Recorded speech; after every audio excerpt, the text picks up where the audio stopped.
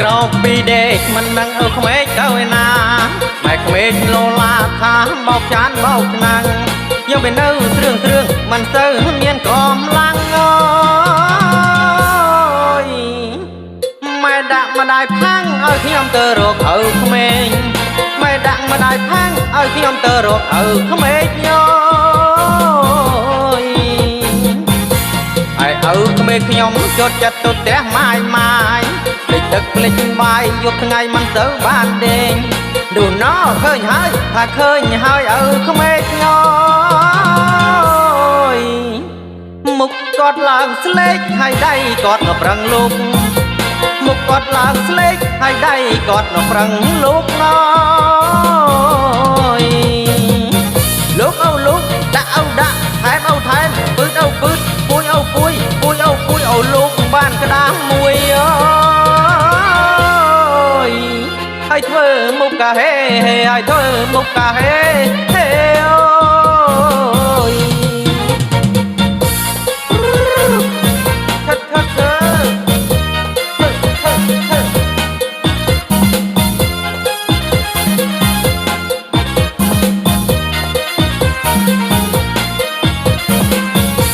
ទៅក្រោកពីដេកមិនដឹងក្មេកទៅឯណាម៉ែក្មេកលោឡាថាបោកចានបោកឆ្នាំង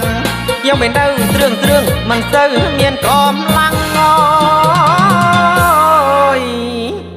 ម៉ែដាក់ម្ដាយផាំងឲ្យខ្ញុំទៅរកឪក្មេងម៉ែដាក់ម្ដាយផាំងឲ្យខ្ញុំទៅរកឪក្មេងអើយឯឪក្មេងខ្ញុំជត់ចិត្តទៅផ្ទះម៉ាយភ្លេចទឹកភ្លេចបាយយប់ថ្ងៃមិនទៅបានដេញនោះណោឃើញហើយថាឃើញហើយឪក្មេងញយមុខគាត់ឡើងស្លេកហើយដៃគាត់នៅប្រឹងលុប